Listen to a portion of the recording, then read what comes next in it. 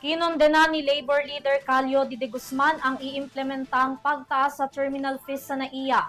Nauunawaan man niya anya na para ito sa modernisasyon ng paliparan, giit ni Calio di hindi dapat ipaako sa publiko ang paggasto sa rehabilitasyon nito. Si Dan Duhilio para sa report.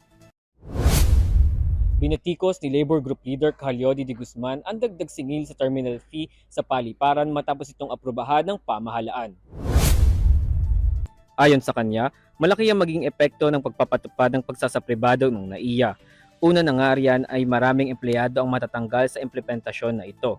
Pangalawa, ay tiyak na babawiin ng airlines ang kanilang dagdag gasto sa airport sa pamasahe ng mga biyahero ng NAIA. Mga 10,000 mga manggagawa matatanggal sa implementation ng privatization ng NAIA, direct and indirect na mga empleyado.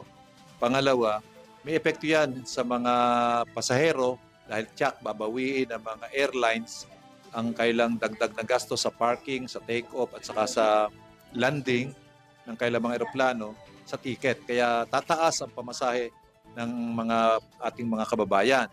Idiin din ng Labor Group Leader na hindi dapat kunin sa mga mamamayan ng pondo para sa rehabilitasyon ng paliparan at marapat na mula sa gobyerno magbigay ng pondo. Bakit niya kukunin? Bakit niya kukunin sa mga kikitain niya doon sa pagtaas ng presyo sa mamamayan ng pagpaparehabilitate? Dapat yan ay ayusin.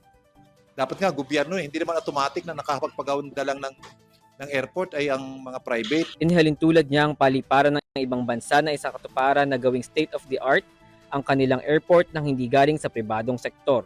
Ilan na nga dyan ay ang bansang Dubai, Vietnam at Malaysia. Dagdag pa niya, dapat ay akuin ng gobyerno at hindi magmula ang pagpapaunlad ng airport sa pribadong kumpanya.